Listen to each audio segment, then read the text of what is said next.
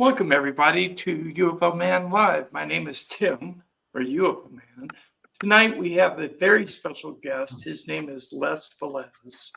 Les is an author, a MUFON field investigator, a MUFON field investigator trainer. I think he is the head of the emergency response team for MUFON. He is the co-founder of an organization called OPUS, which we will get into later in the live stream. He is also very involved with the phenomenon in total. So please welcome Les Velez to the panel. Yay. Hello, buddy. Welcome. Good to have you. Thank you for having me. You're more than welcome, and we're happy to have you.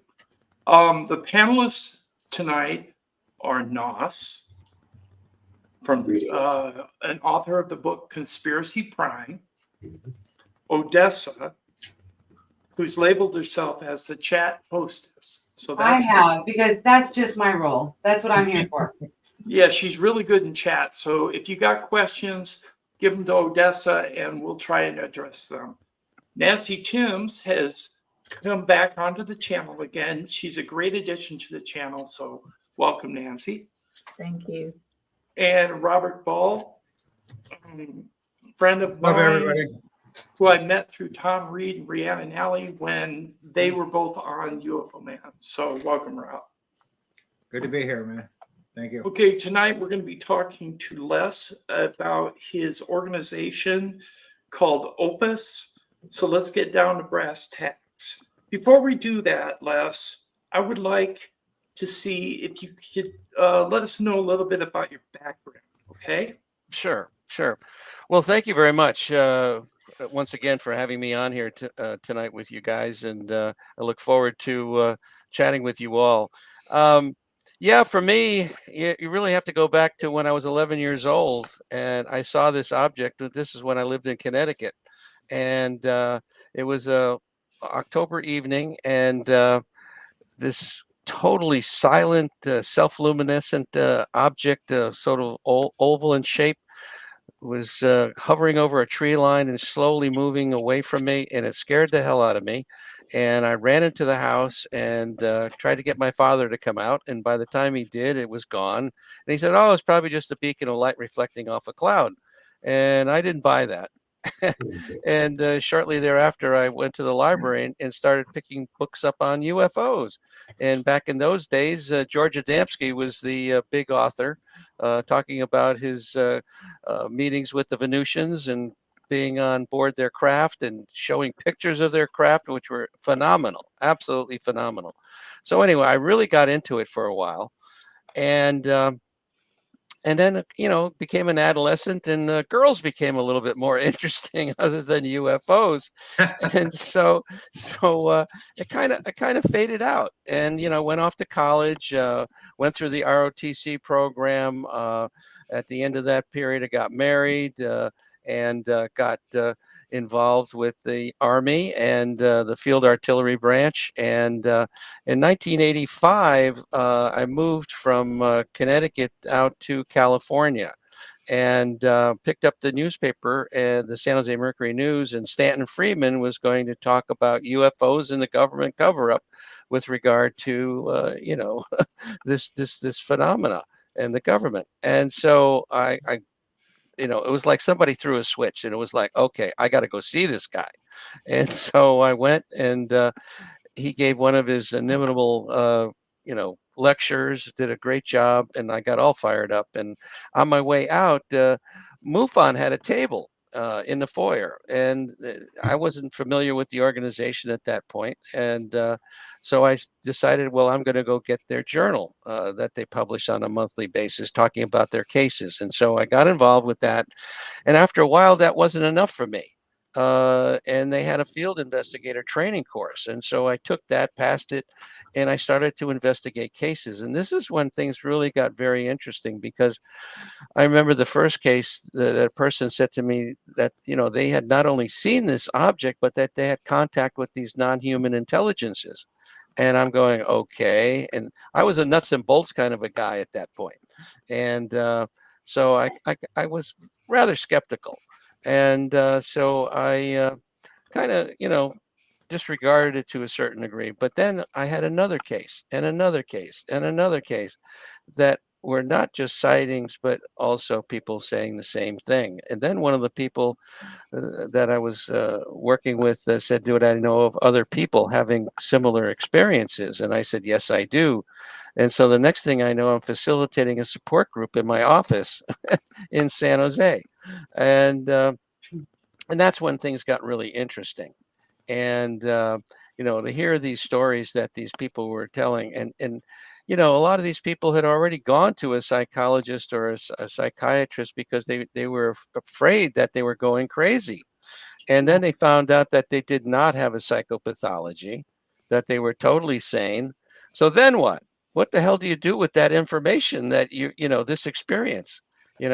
Because most of the time you cannot talk to family members, you can't talk to your fellow workers, you can't talk to clergy, you can't, nobody, you're afraid that they're going to think you're crazy. And so this is the place that people are in that are having these experiences, which unfortunately puts them in, and it's not a very comfortable place to be. And so one of the cases that we got involved with was a couple from Santa Cruz. They were amateur pilots, and they were picnicking in a state park north of Santa Cruz, and they were coming out of the park. It was getting to be dusk, and they saw this light over the ocean, and this light became bigger and bigger and bigger until it was literally over their head. And it was a triangular craft about the size of a small Learjet. No sound, no nothing. And this thing proceeded to go into a canyon behind them. And they noticed another light over the ocean. And this thing got bigger and bigger. Again, the same scenario. And this thing was over their head, another triangular craft. And the first one they observed, they felt they were looking at it. The second one, they felt it was looking at them, and they became frightened at that point. And they decided to get out of there. But then they felt that they became very robotic in nature. They felt like they were kind of floating. And getting out of that park, even during the daytime, is not easy. It's very heavily wooded. The trails are rocky. And so, but they seem to navigate that path down to their vehicle very easily. And that's the last thing they remember until 3 hours later, that they found themselves at a restaurant, which is only like 10 minutes away normally from that point where they were. And they have no recollection as to what happened to them. So again, a classic case of missing time that Right. they encountered. They subsequently came to a support group meeting. After this experience that they had, they both developed a rash on their body, and they went to a doctor, and he examined them, and basically said, well, it's not poison ivy or poison oak, which is very prevalent up in this park, but it wasn't that. And so he didn't know what it was. And so I think it was his doctor that they had gone to first, and then they both went to her doctor, and he examined them, and he said, well, again, it may be something internal, some reaction to something, and but I have no idea what it is. It's very unusual. So they had taken the picture of this rash, and they showed it to the group, and almost without exception, they all had a rash similar to that at one time or another. And one of the people in the group said, "I think I know what it's from." And so we all sat there and said, "Okay, what do you think it's from?" He says, "Well, it's the reaction to the fluid that they dip you in to sanitize you when they bring you on board the craft." So that was a very interesting scenario. This happened over 30 years ago, and I literally got a phone call from them about 3 months ago, and memories are starting to come back to them. They never got regressed, but now they're naturally some of these memories are coming back. And she remembers now that she was dipped in a fluid on board the craft. So here's some interesting, confirmation of an incident, you know, that is just fantastic. But one of the things that also occurred during this whole process was that I got a call from the international director of MUFON asking me if it would be all right for him to give my contact information to a reporter and from the Monterey Coast Weekly paper. And so he came out and he interviewed me and about my investigations and things. And I subsequently got a call from a woman down in Carmel that was interested in understanding what was going on with her brain when she was in contact with these entities. And so, um, uh, you know, I said to myself, well, I have no idea how I could possibly help this person. And then she said she was working with an emergency room doctor down in Carmel. And I had a doctor friend that was very interested in, who turned out to be the co-founder with me of OPUS, Dr. Eugene Lipson, who unfortunately since passed away.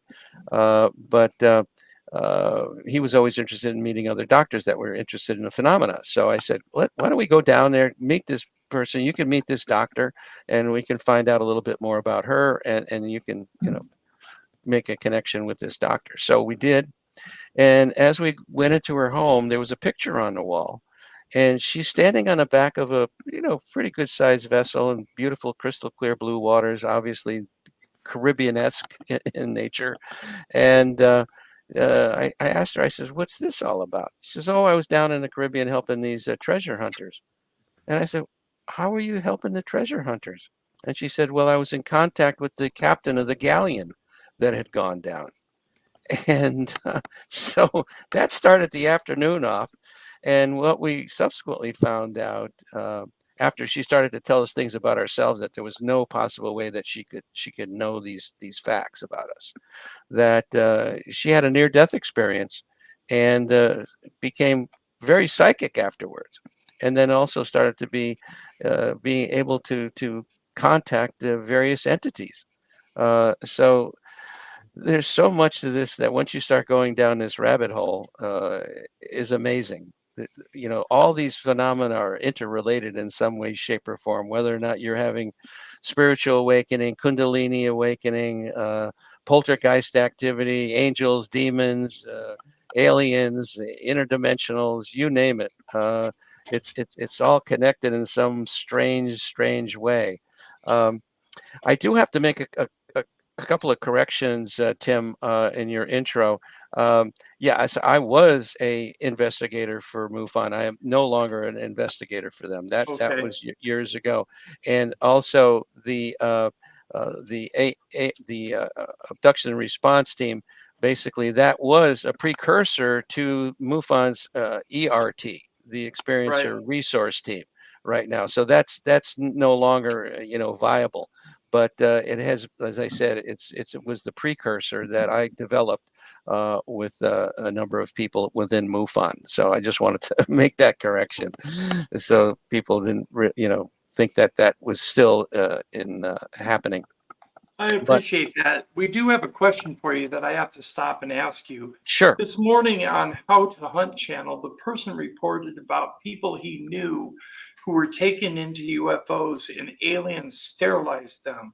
Wondering if Les has heard of this.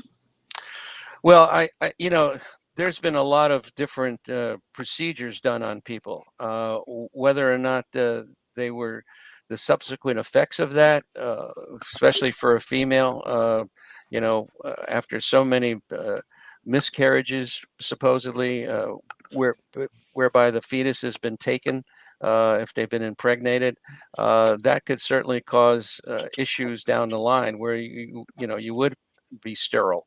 As far as men are concerned, I have not heard of anything like that to equate to a sterilization process.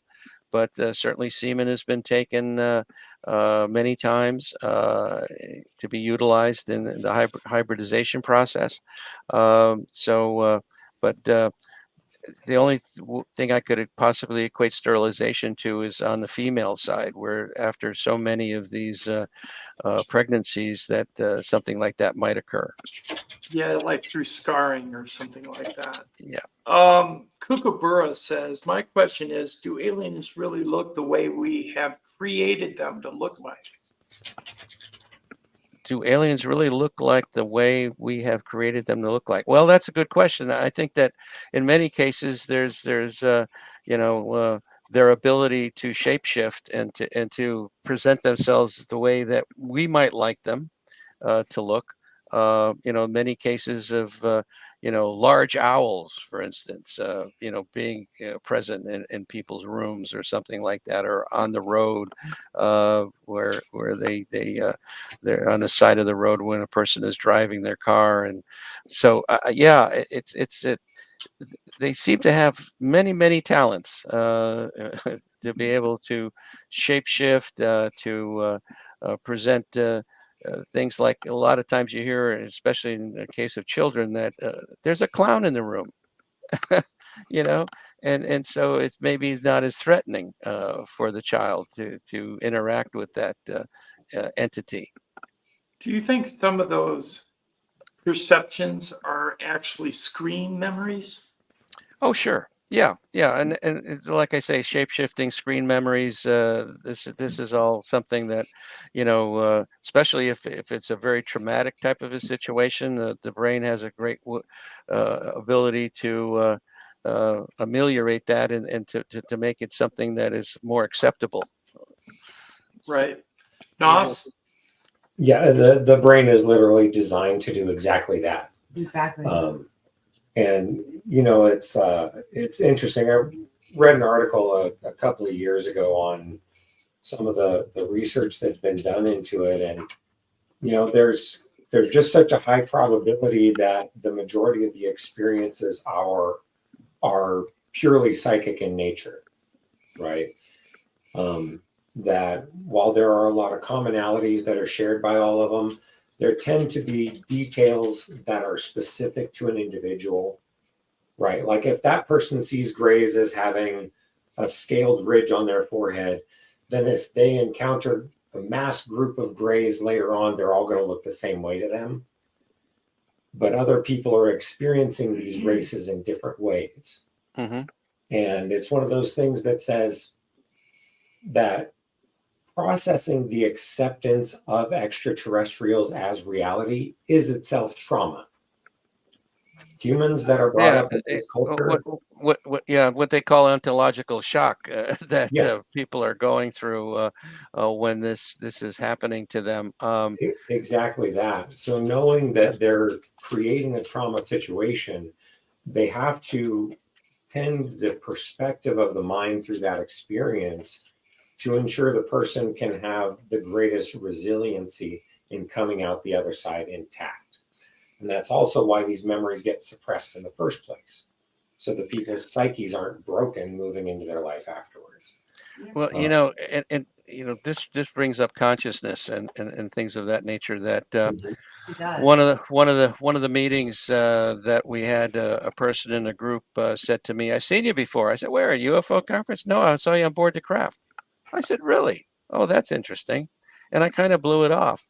And it was like almost 2 years later that a totally different meeting, a totally different person came up to me afterwards and said, "I've seen you before." And I said, "Really? UFO conference, same thing, No. You were sitting on this bench naked on board the craft. You were freaking out, and they told me to go over to you to calm you down." So I said, "Really?" At that point, I decided, okay, I'm going to go get regressed. And I had 3 separate regressions. And during that process, I had multiple past lives,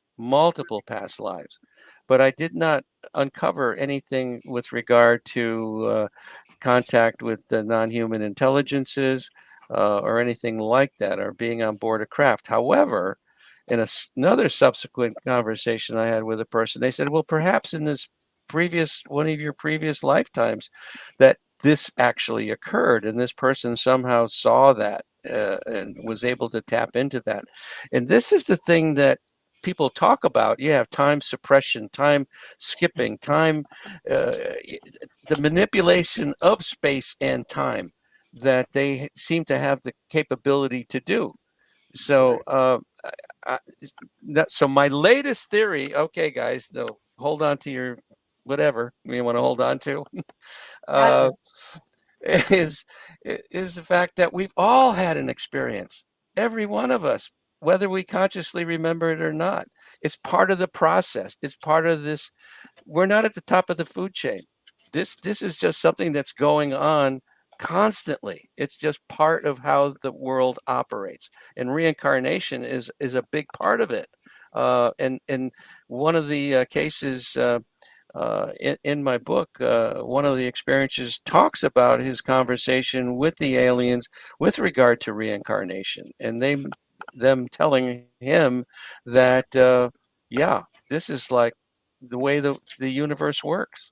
This is the way it all goes down. Very interesting.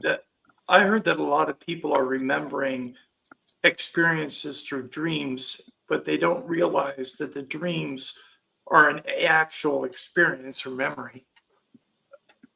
What do you think of that, Les? Yeah, well, yeah, I mean, like I say, once you go down this rabbit hole, anything is possible. And you know, whether or not the dream, there's something happening within that dream. I mean, I've had some incredibly vivid, lucid dreams that, I mean, you wake up and it's like, holy crap.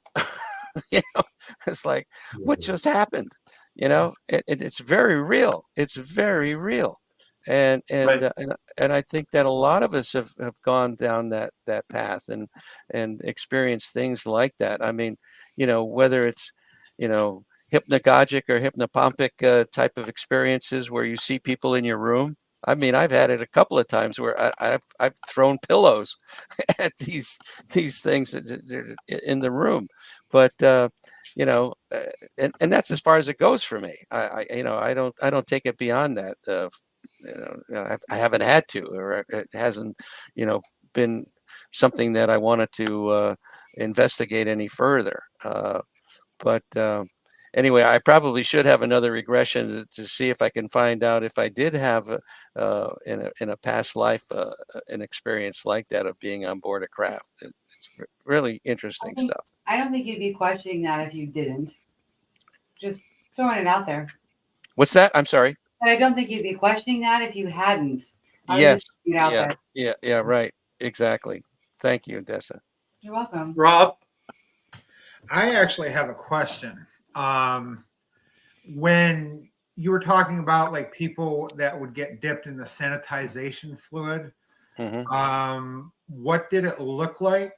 And after it healed, was there any kind of like scar tissue or anything left behind after it was healed? Yeah, from what I understand, no, there hasn't been any scar tissue left behind afterwards. As far as the fluid, it typically has been described as a clear type of a fluid.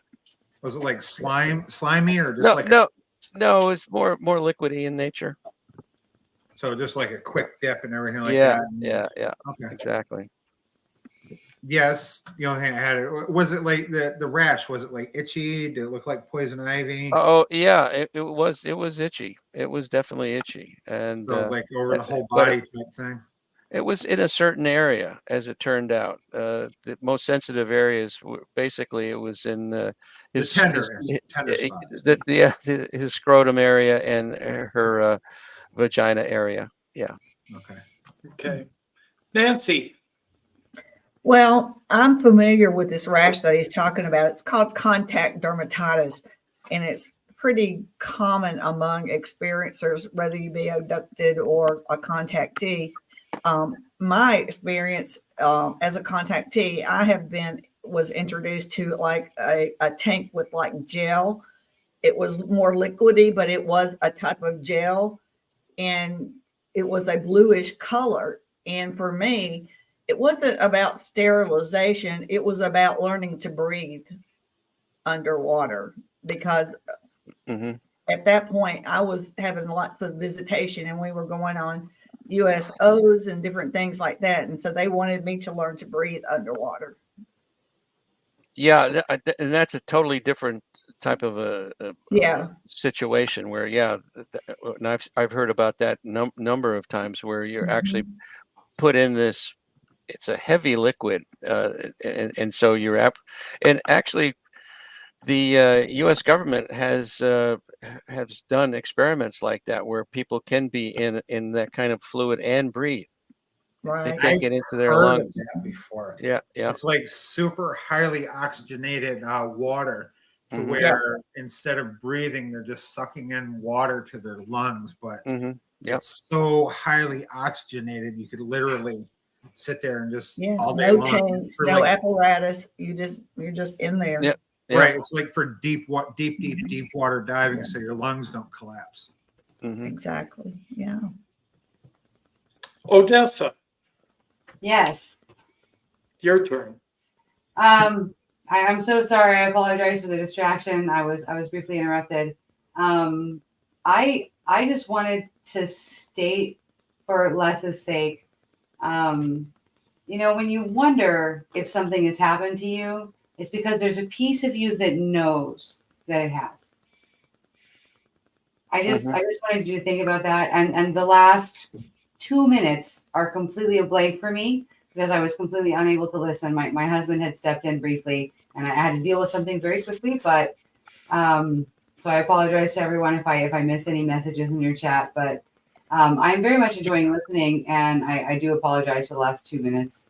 I just wanted to state that your wonderings are not for nothing.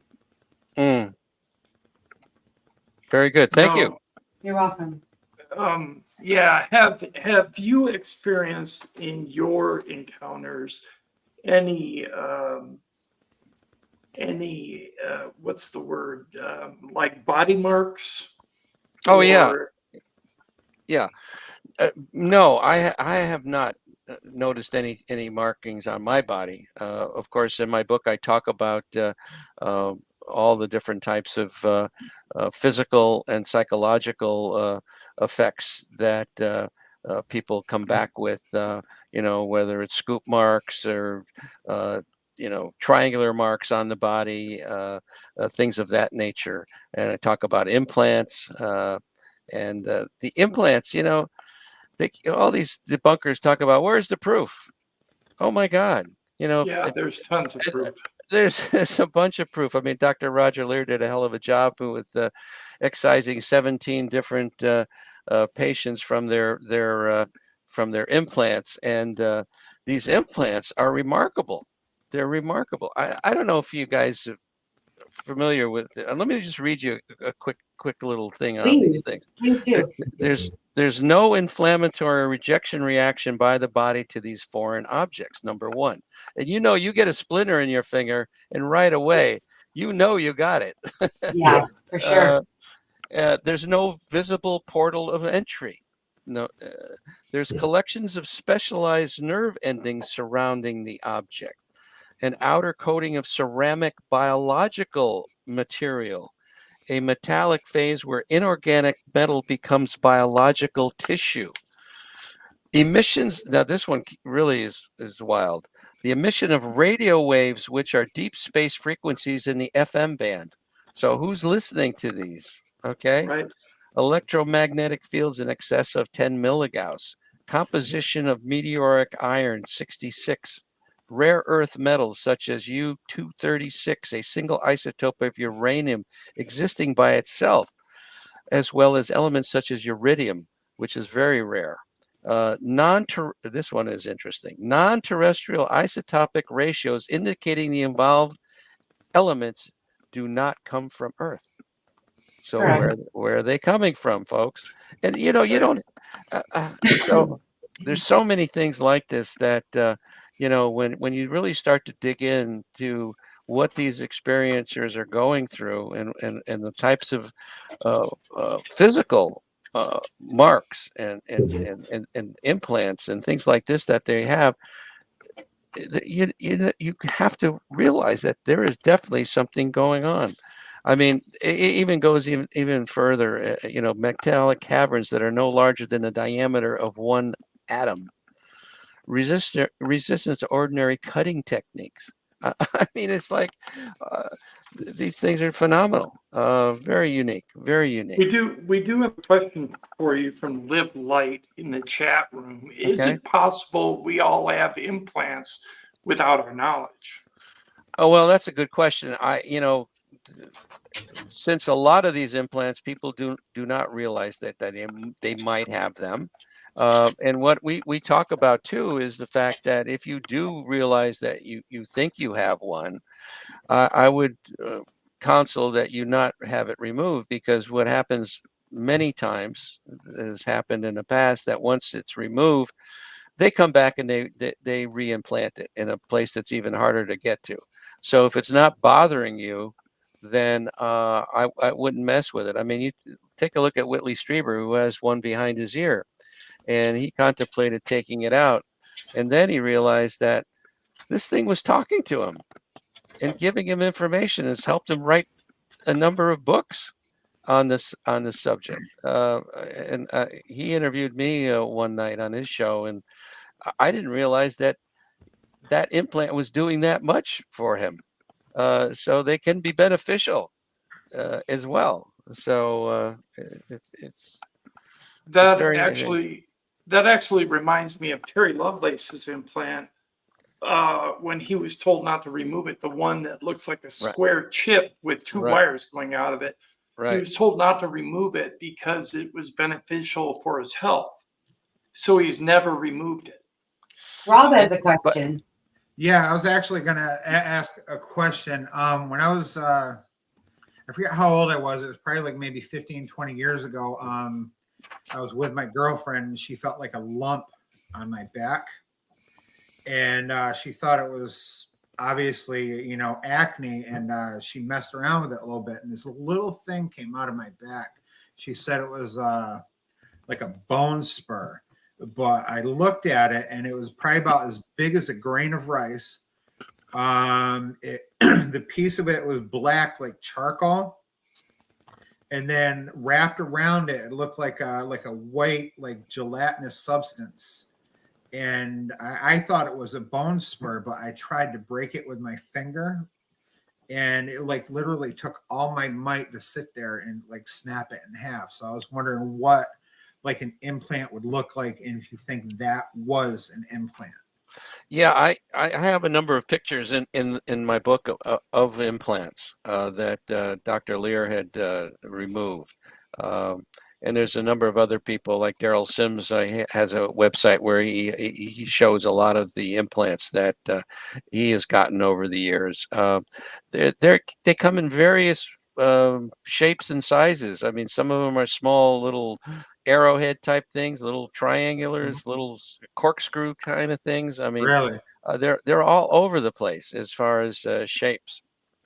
Why do you think they have so many shapes when basically it's just like one commonality, one purpose to? Well, I mean, supposedly there's many races that are interacting with us. So I mean, Different design, different technology, different race. Yeah, exactly. I actually have a friend that suggested that the implants aren't to track us, but when they take us for an abduction, it has information on how to return us to the correct place. Well, That's a very interesting and funny theory. That makes me Yes. chuckle. well, then they also have to make sure that they put the right clothes on you when they bring you back, because Right, or there's the been right many way. cases the right way, not inside out or backwards or whatever. But yeah, no. Well, also I've heard that these things can be monitoring our health, Right. you know, our biological systems that for whatever reason they're interested in. Yeah. Right. Like a ID chip or a GPS locator. Yeah. Or something. So they know exactly what time. Because I mean, when you think about it, they might be taking us, going off to a different time, different reality, or whatever like that. And that locator beacon is tied to a specific place, a specific dimension, a specific time. So it would make sense. It would just, you know, like that, keep us where we're supposed to go. Before we go to Nancy, Wild James said, I would like to know more about the scoop marks. Took a picture when I woke up with something that was raised on my right shoulder. Well, typically scoop marks are an indentation as opposed to a raised area. So it's very different than that. Again, I have a picture of scoop marks and various marks that people have talked about in my book. That might be something you might want to get a hold of and take a look at. But a scoop mark, I mean, it's basically just like a depression where somebody scooped out a chunk of your skin. And so it doesn't, it doesn't fill in. It's like a little crater, a little small crater that shows up. It's actually like a punch biopsy that they actually Yeah, still it's like a do little round today. hole. Mhm. Yeah, Yeah. like a round hole. I've got one. Yeah. Yeah. Nancy? As far as the implants, I think that maybe on younger people, they start off using those. And I think they're checking our vibrational frequency. All of us vibrate at a different frequency, indicating to them our level of evolution. And that's what they're primarily interested in, is how we are evolving. And people that are abductees or contactees, they want to know how you are mentally handling the fact that you are kind of playing with both worlds. So I think it's checking frequencies. Yeah, Nancy, I have no clue as to, that kind of a scenario. There's so many facets to this phenomena, Yeah. that we just don't understand. I mean, there's no definitive answer. I don't think that any of us have. We have a lot of conjecture, a lot of theories, a lot of things that we think it could be. But I'm open. I'm totally open to listening to any theory along those lines. So, We're open. frequencies are talked about all the time, more frequently lately, where Yes. this is something that we do need to do to raise our frequency Yes. in order to Have further contact for them to have, for us to have face to face for humanity. Yeah, they're hoping that we will all raise our frequencies up to a higher level. one of the things talking about raising your frequency to higher levels, which also indicates how we think and how we perceive Exactly. our lives and everything. We did a study a number of years ago called the Omega-3 study, which is in our on our website in our articles and documents section, which was actually funded by MUFON, where we took 71 people that claimed that they had contact with non-human intelligences and 51 people as a control group. And what we found out was that these people did not have a psychopathology. They were not fantasy prone. After their experiences, the message that they came back with is that we need to be better stewards of the planet. We need to be more loving to one another. We need to be better to one another. And if everybody comes away with that kind of a feeling and thought, then this world would be a lot better place. Yeah, I and agree. 100% agree with That's that. basically what they want. yeah, That's what they want. exactly. And so, back in the early 90s, the Roper organization did that poll where they basically came up with a number of like 6 million people in the United States have had contact. Well, fast forward to now, and this is a worldwide phenomenon. How many more people have been taken and had this experience and come back with these kind of thoughts? Now, A million, a million millions, or more. millions Yeah. and millions and millions of people. I mean, this is such a worldwide phenomenon. It's not just here in the United States. No, it's a Um, worldwide event. Yeah. exactly. So there's a process that's going on. There's no question about it. And with the internet now and shows like this, and thank you, Tim, for and guys here, that this is wonderful. This is a needed process that's going on, and so I thank you for getting the word out and talking to people like myself, and bringing it to the attention of the citizenry. I Sure. think it's so important, so important. Agreed. And we're just basically, you know, getting to the point where eventually all these shows and all these people that have had contact, we're going to come together, and then we're going to be able to shut down these crazy wars that we're having. Exactly. Matter of fact, most of these wars are caused by crazy guys. So we need to have the women take over. I think we got, and hopefully they don't turn out to be crazy, but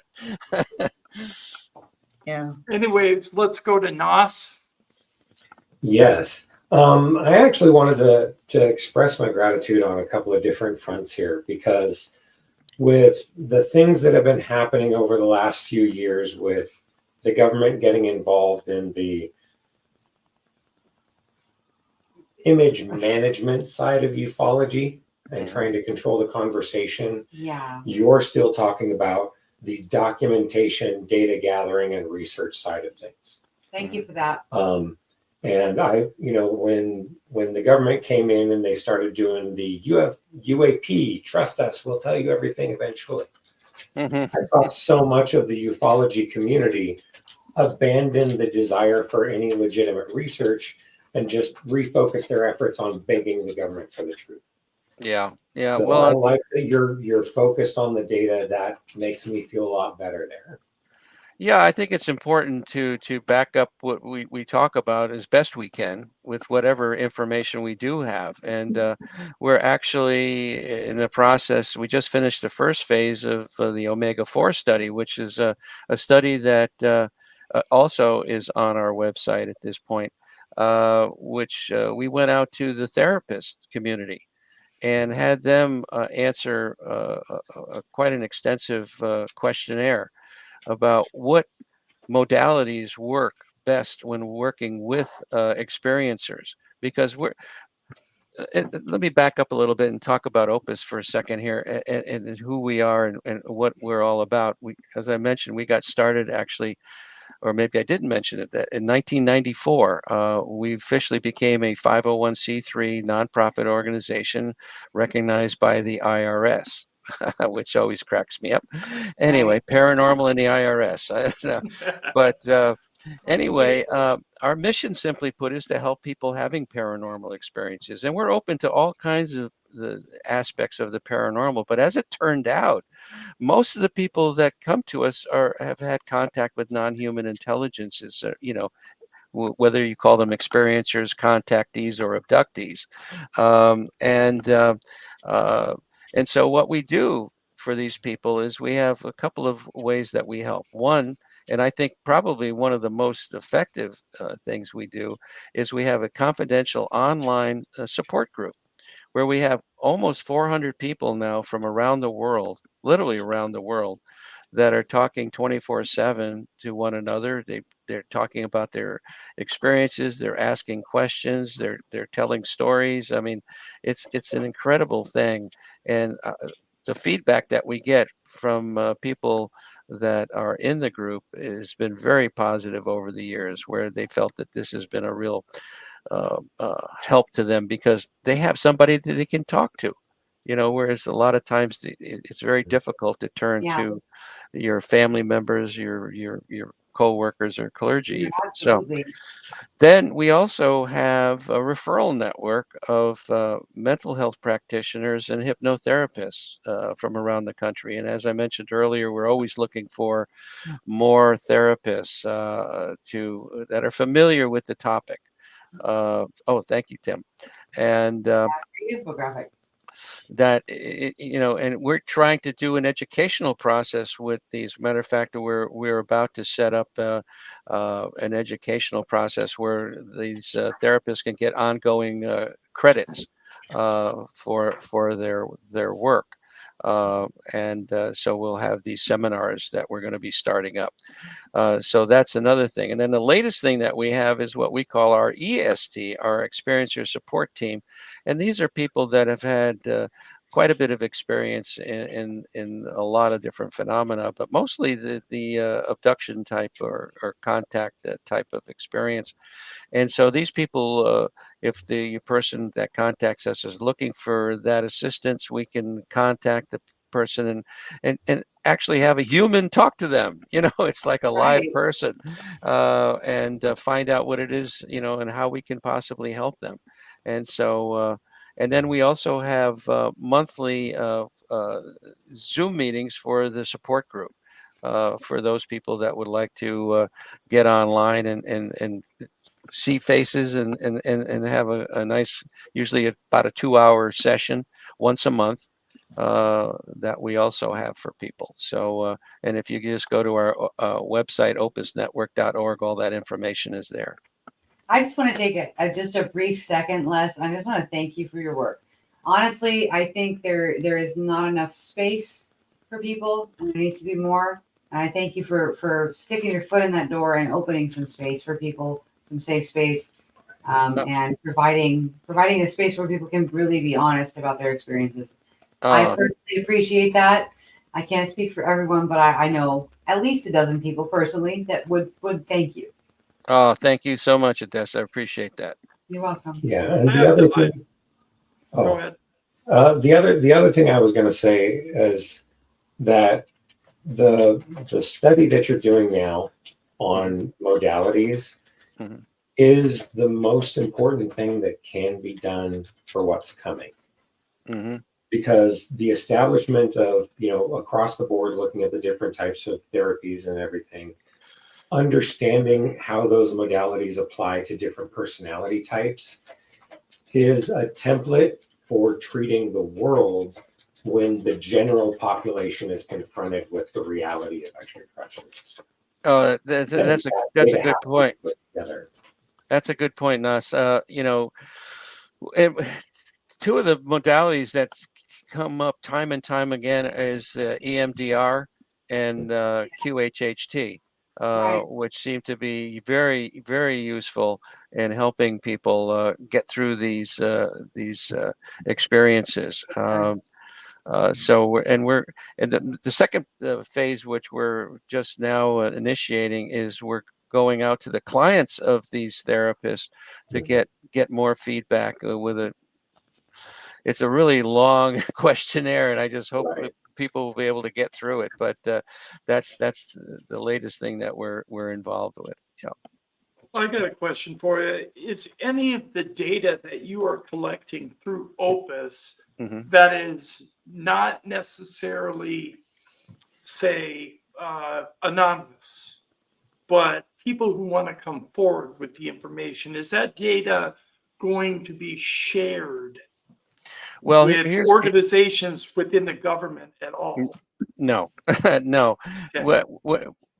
The only information that we collect when a person contacts us is a way to contact them. All right, Okay. and it's usually just an email address and a phone number if they want, but they don't have to give that. I mean, if they want us to contact, they have to give us one or the other, a phone number Right. or an email address, and then anything beyond that is totally confidential between, whatever they want to say in the support group, and none of it is recorded. We don't keep those files at all, and we don't share it with anybody. And that That's good. confidentiality is one of the most important things to us. And if the 3-letter organizations want to tap in and check out whatever we got, have at it. I mean, the bottom line is they may have already, and they can get into anywhere if they want to. But there's no organized type of a situation where we're sharing information with anybody. Nobody. So if anybody wants to integrate an encounter they had in their life, anything to do with paranormal, close encounters, alien abductions, contactee experience, please go to www.opusnetwork.org. They can Agreed. help you. They will believe Agreed. you. They're doing amazing work. I just want to say, check it Thank out. you. I have one Check it out. question. Sorry, go ahead. No, Rob, go ahead. The question I have, and I'm sure, unless I missed it, and please forgive me if I did miss it, people in the audience are probably wondering what the cost would be of doing this, if any. There is no cost. That's it. Oh, the only thing that we ask people if they can is to donate whatever they can. When I send out, when a person contacts us and says I want to be put into the support group, I send out a letter, basically an email, I should say. And within that email, near the end of it, I just say, and if it's possible, we survive on donations, and if you can, but it's not necessary. It's not necessary. If you can donate anything, that would be very much appreciated. That's the only place that, and then of course we have a donate button on our website. Because again, that's the only way we are able to keep Right. doing what we're doing, because we do have expenses to maintain the website and all Exactly. Nothing's free. yeah, basically. exactly. So that's good that you're doing that, because that actually proves and shows to people that you're actually out there trying to help people through their crisis, their experience, their Exactly. nightmares, Yeah. basically. And you're not Yeah. trying to make a profit. You're basically just trying to survive like everybody else. You Right. 100% want to help people. Oh, Yeah, absolutely. we're all on this channel in agreement with you that we are very supportive of Opus Network. Big time, yes. 100%. Thank you very, very much. And I see Odessa has a question here, which is a good question. Actually, thank you. It wasn't my question. I was repeating a Oh. question for the audience. Oh. I'm just a little chat Oh. hostess over here in the corner. So Oh, okay, great. Okay. Well,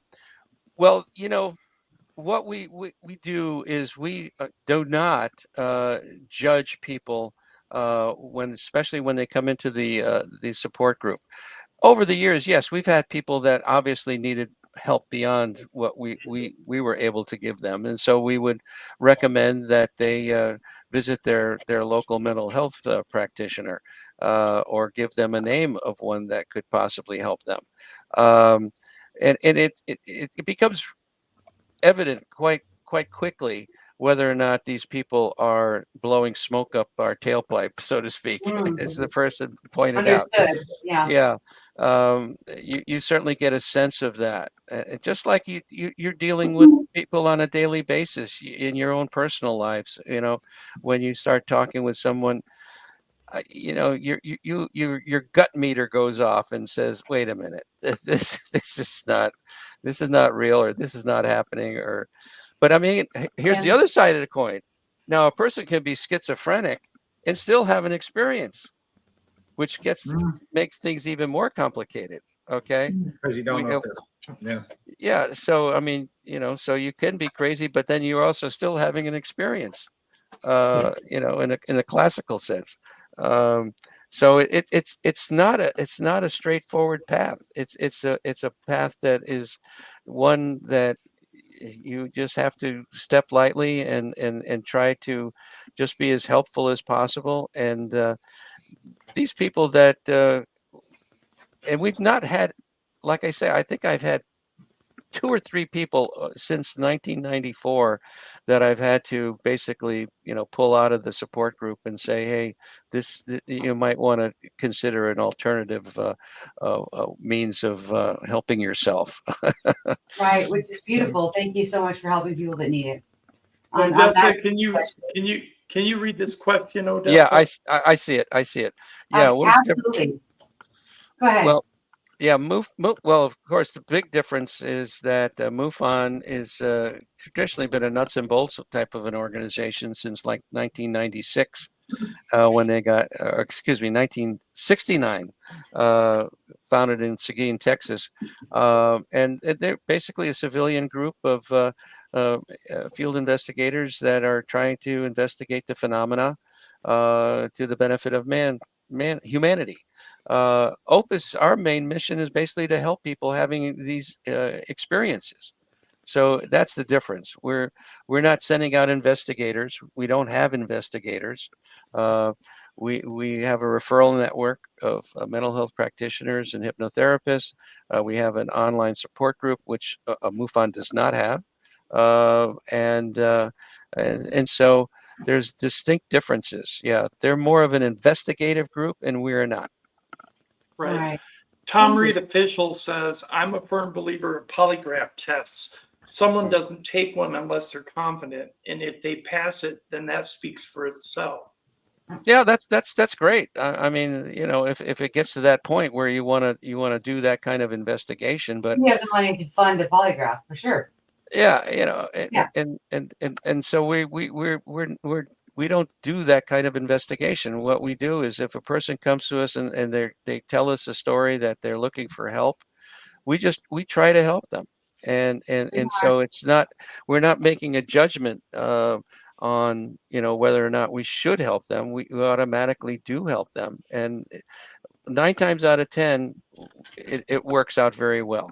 Very rarely does something, you know, like I say, over the course of since '94, having 2 or 3 people that, you know, were blowing smoke up our tailpipe, so to speak. Okay. Right. I do have something I have to do as a favor for a friend of mine. Rob, would you like to present it? Oh, what we talked about before? Yeah. Yes. There was a film documentary shot down in Sheffield, Mass. It's called Inducted, Tom Reed's Berkshire UFO. Yeah. And I wanted to let everybody know that we have a actual gold record single called Tighter Tighter by the group Alive and Kickin', and the singer, I believe, is Sandy Totter. So that right there is actually going to be on the documentary when it comes out in 2024. Oh, That's cool. sweet. I just read that letter. That is so sweet. And Aw. the reason why this is being done is Tom Reed's a good friend of mine, for one, and I went down there and I filmed with him. That song Tighter Tighter was actually playing all the time in his mom's diner, I believe, whenever she'd clean, whenever she'd do something, whenever she'd be active in the diner, that song would be playing. So that song is actually a part of UFO history for Sheffield, Massachusetts, and the Tom sweet. Reed's Berkshire UFO incident. Yeah, that's Oh, great. amazing. I love it. Okay, Tom, I'm giving you a shout out. Thank you Hey, for the Tom. information and the letter. We appreciate it. Going back to Les, though, Yes, please. I do Tom. want to ask him about his book. Let's show a little bit about his book. Les, tell us about your book.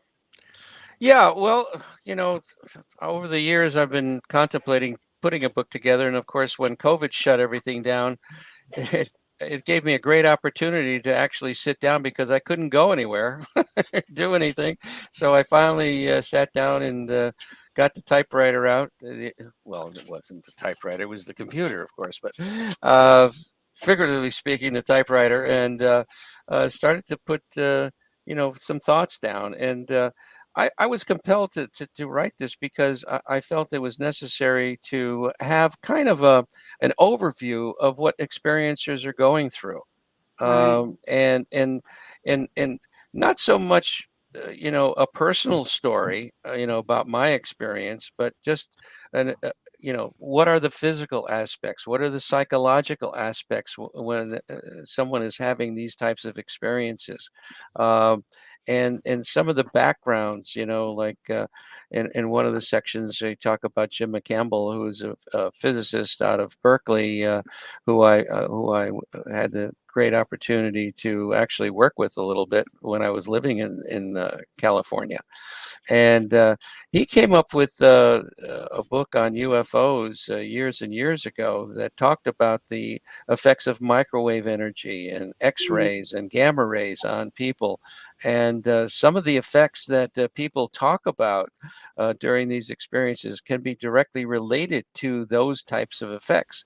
And so here's another physical type of an example of something happening. And there's been more talk about the physical effects of these UFOs on people. So you don't want to get near one of these things if you can possibly help it, because 9 times out of 10, the effects are not very good.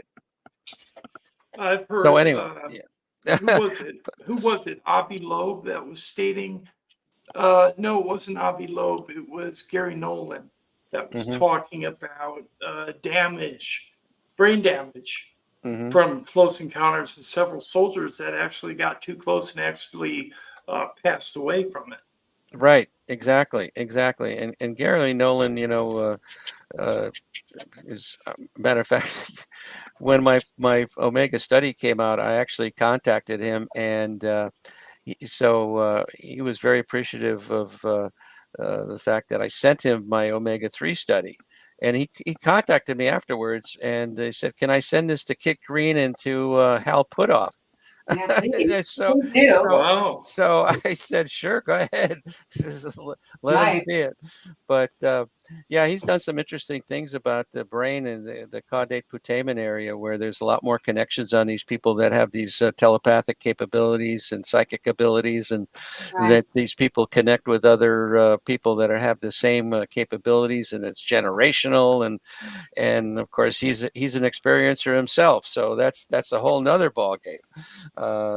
You know, so it's just phenomenal how all this is coming out this year. It's been a hell of a year as far as revelations along these lines, and unfortunately, I think Congress is trying to soften the details of the Schumer you know, resolution. Yeah. So I don't know where that's going to go, but I don't think anything's going to happen until next year now. I was hoping to get a little bit more resolution on all this. You and I both, Les. Yeah. Really. Yeah. Yeah. Exactly. I have to say they're actually taking the direction of Project Sign when they're saying, "Oh, it's too much for people to handle because it's under national security and nothing to see here," and they're kind of clamping it down again. Yeah. It's like Project Sign We didn't did. talk about that. Yeah. Like, let's put it in the spotlight for a minute, but then not really actually talk about it. Right. Yeah. They're drip feeding us, and I think true disclosure and transparency isn't going to come from the government. It's going to come from us. Correct. People just like It's going Nancy. to come from abductees and contactees. I think it's going Yes. to come from out there instead of us, to be honest with you. I think finally one day, whoever is running the show out there is going to say, "Okay, you've reached a point. We're going to tell you what's really going on." And they're going to come down and make themselves known. I don't know if they're actually going to land on the White House lawn. No. It's going to be someplace very public, where people can't say, "Look, they're going to come to destroy us." It's going to be someplace very public, out of the way, and they're finally going to come down and say, "Hey, we're out here, and this is what's going on." Yeah, I mean, there's so much to the fact that you know, they've been around for eons. Big time. Yeah. And so I mean, if they wanted to wipe us out, they could have done it, you know, long time ago. Why Long wouldn't they time done it 1,000 years ago when we couldn't even shoot an arrow 500 feet in the sky? Now we have nuclear weapons. Yeah, If sure. they wanted to do it, they would have done it then. We weren't ready then for any type of contact. Agreed. I mean, we are just learning about transcendence and rising above ourselves to consciousness, to a different level of existence. Very few people even grasp that idea, that ideology. I do have a question before I'm going to go to NOS. It seems OPUS is collecting data from the experiencers. Are you seeing any patterns forming solutions that can help all of us psychologically, Well, ourselves and others as disclosure. yeah, that's what these studies are all about. The omega-3 and now the omega-4 study, where we're trying to develop protocols that will help experiencers. And as I mentioned earlier, some of the modalities that we already uncovered that seem to work very well is EMDR and QHHT, and so Right. there's other things that we're uncovering, and we're publishing it, The omega-3 is on our website, as well as the first phase of the omega-4, and so it's good information, really good information that we're trying to filter that and not filter it, but bring it out to the public, as well as to the mental health community and the hypnotherapists. Right. Nancy, Yes. I think that interdimensionals, extraterrestrials are reaching out to humanity in dream state, Yeah. because I think that they want to go for the biggest numbers, and that is the whole of humanity. So through that, and I think it's wonderful that you have your program, because there will be a need as we go through disclosure. More people will be waking up. More people will be looking for someone to talk to. And in most cases, they're not going to be able to find that with their usual friend or with their relative. So Exactly. places like what you have are very instrumental and will become more and more important, especially with all mental health workers Mhm. of humanity, because this is a worldwide phenomenon. It's the Yeah. biggest thing that humanity has ever faced, ever. And we need to get people prepared. And Right. they need mental health needs to be prepared for this. So I'm thrilled to know that you've got these Exactly. tutorial credits that they can utilize Mhm. and become educated, because where I live in Mississippi, they're interested in learning, but there's no place where they can get this type of knowledge. So I'm so thrilled. I Yeah, have to step in because I know Nancy doesn't read the chat. So Nancy, just Susan A says thank you for all your truth as well, and thank you for affirming what she knows. So I just want to throw that out there because I know you don't read the chat. No, I don't read the chat. No, I know. So If- I'm letting you know that was directed at you. I just wanted you to know Oh, about it. thank you. Welcome, if sweetheart. if you want to send people to our website, we have in our articles and document section a lot of good information for therapists as well. So if you have a connection with therapists down there that want to know more about this, Yeah. send them to our website and go into the articles and document section. And there's matter of fact, there's one in there right now that we just recently put in there from one of our EST members, Marcy Clevens from Washington State. Oh. Fantastic presentation Wonderful. about how to work with experiencers. Right. Mhm. that would be very beneficial. Yeah. Us? Oh, Yeah. sorry, Nancy, go ahead. No, I'm just saying that this is very, very important as we get closer and on down the road with disclosure. People will wake up and will be reaching out looking for help. So I just can't stress that enough. So I want everybody to know that. Right. Nos? Yeah, that's where my focus was leaning with the importance of the work they're doing as well. Yeah. It's about being prepared for the disclosure that's coming, Yeah. and the population being confronted with a reality they're not ready for, and having those standardized guides that are going to be able to teach all the commonplace therapists out there how to handle this situation that they themselves can't handle because it's Right. new to them. Yeah. Yeah, absolutely.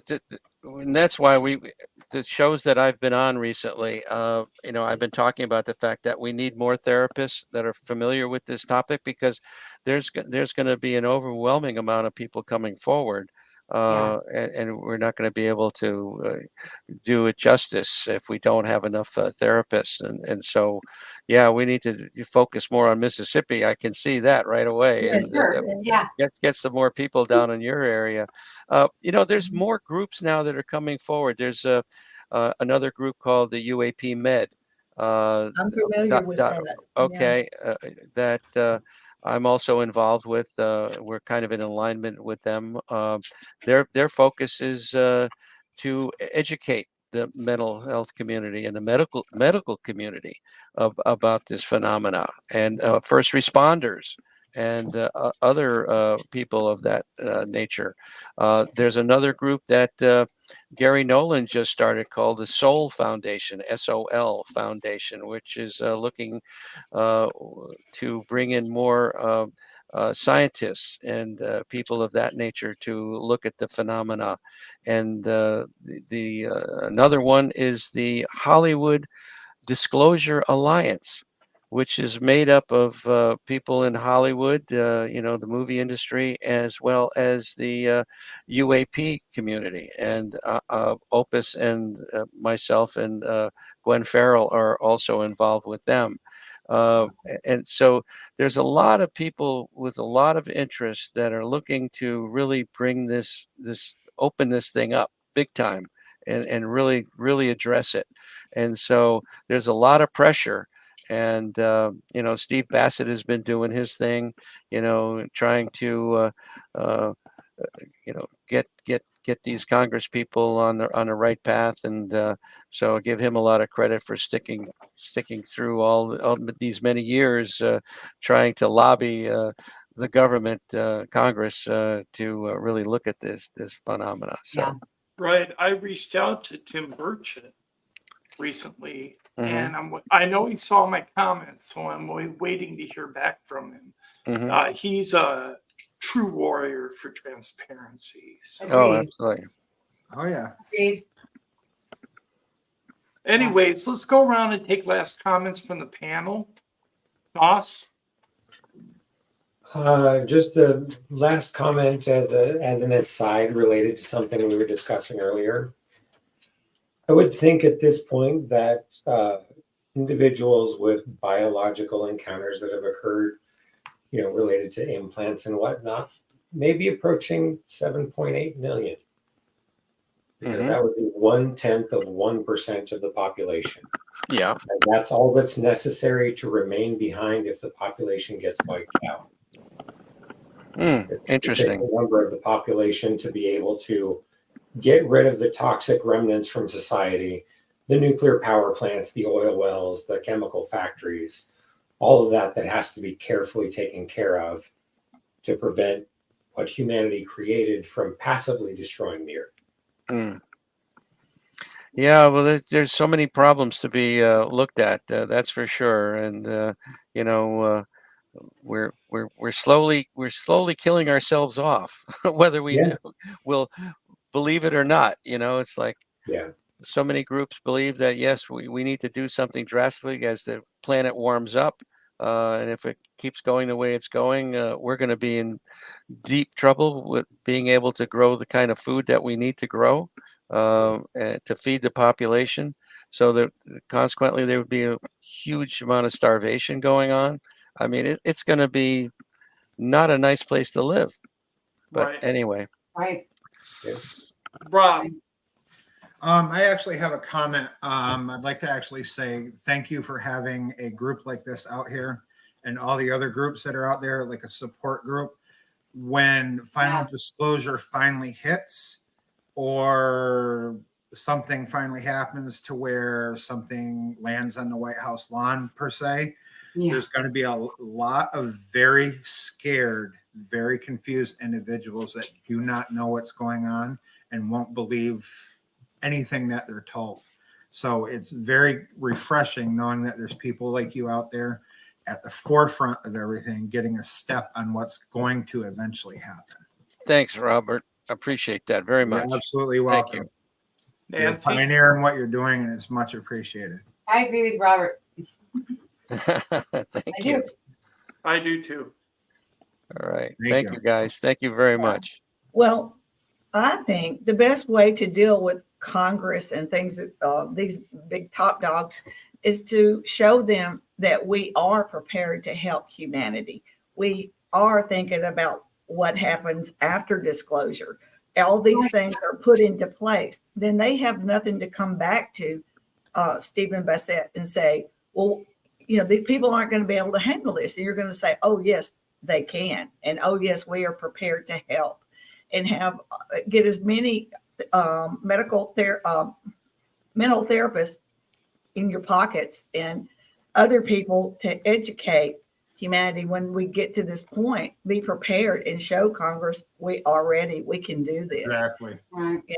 All right. So I just thank you so much for, it's a good stepping stone, and we all need to help you, Oh, do thank our you. I part. appreciate that.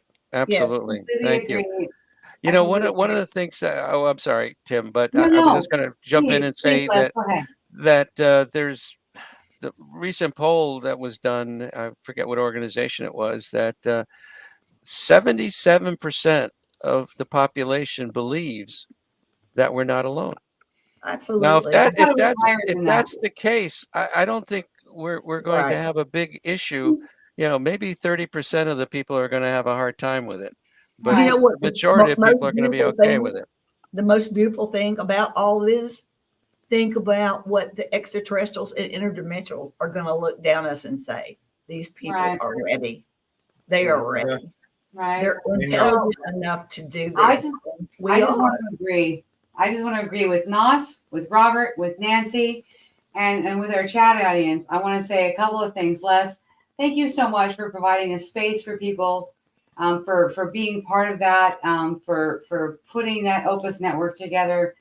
I just want to say there is so much that is coming. There is so much that is coming. And to answer a few people in the audience, read Conspiracy Prime. You can check that out at conspiracyprime.com. It's free. Nobody's trying to make any money. It's a very factual account. I highly recommend it. It's also very entertaining. Nancy, thank you so much for being here again. I wish you would Oh, I talk love it. more. I love your perspective. I really do. I just had to call you out because I know you haven't been feeling well, but come on, girl. Come on, help me out. All right.